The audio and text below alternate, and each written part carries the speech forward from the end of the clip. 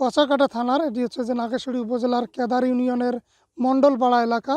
এখানে কিন্তু কয়েকদিনের ভারী বৃষ্টি এবং উজানের পাহাড়ি ঢলে দুধকুমার নদীর পানি কিন্তু বৃদ্ধি পেয়েছে এবং বৃদ্ধি পাওয়ার ফলে কিন্তু নিম্নাঞ্চল কিছু প্লাবিত হয়েছে এবং একই সাথে কিন্তু দুদিন ধরে একটু পানি কমতে শুরু করলে কিন্তু এখানে আবারও ভাঙন দেখা দিয়েছে। এর কয়েকদিন আগেও কিন্তু এখানে ভাঙন ছিল এবং দীর্ঘদিন ধরে আমরা এখানকার মানুষের সাথে কথা বলেছি, স্থানীয় মানুষদের সাথে। তারা যেমনটি জানিয়েছেন যে এখানকার কিন্তু নদী ভাঙনের ফলে অনেক ফসলি জমি এবং ধান ক্ষেত যেগুলো কিন্তু নদীগর্ভে বিলীন হয়েছে। এছাড়াও এখানে শিক্ষা প্রতিষ্ঠান রয়েছে পাশেই এবং মসজিদ রয়েছে, মসজিদও কিন্তু আমি শুনেছি যে নদীগর্ভে বিলীন হয়েছে এবং এছাড়া মাদ্রাসা রয়েছে এবং বেশ কিছু বাড়ি কিন্তু ভাঙনের মুখে রয়েছে নদীর কিনারে।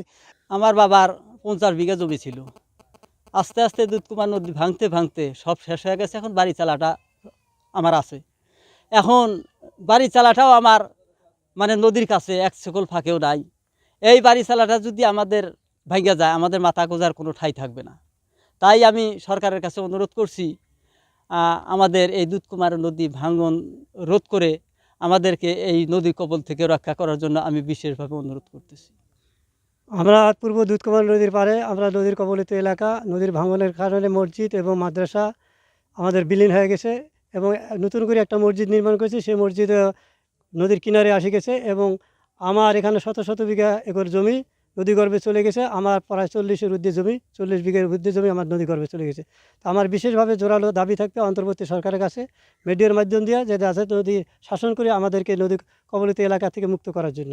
আমি ছোটোবেলায় দেখছি আমার বাবার জমি ছিল এখানে 12-13 বিঘা, বছর বছর ভাঙতে ভাঙতে শেষ। এখন শুধু বাড়ি চালাটা আছে, আমাদের তো আর কোনো উপায় নাই। এই বাড়ি চালাটাও যদি ভাঙে যায় আমরা কই বাড়ি নিব? পাশেই মসজিদ আছে, কবরস্থান আছে, স্কুল আছে, এইসব যদি নদীর মধ্যে যায় আমাদের বাচ্চা কাচ্চা কোথায় থাকবে বা আমরাই কোথায় থাকবো? আমি সরকারের দৃষ্টি আকর্ষণ করছি যাতে এই নদী যেভাবে শাসন করলে আর ভাঙবে না সেই ব্যবস্থা নেয়। যে এখানে কিন্তু অধিকাংশ মানুষ যারা রয়েছেন পার্শ্ববর্তী যে বাড়িগুলো রয়েছে তাদের কিন্তু সবারই একটা আর্তনাদ যে এখানকার মানুষ কিন্তু নিঃস্ব হয়ে যাচ্ছেন প্রতি বছর নদী ভাঙনের ফলে এবং তারা কিন্তু এক একজন 5 থেকে 10 বার করে বাড়ি ভেঙে নিয়েছেন। এভাবে বাড়ি ভাঙতে ভাঙতে কিন্তু তাদের যে শেষ সম্বলটুকু রয়েছে সেটুকুও কিন্তু ভাঙনের মুখে রয়েছে। তবে তাদের যেটি দাবি যে স্থায়ী ভাঙন রোধের জন্য স্থায়ী বাঁধ নির্মাণ করার।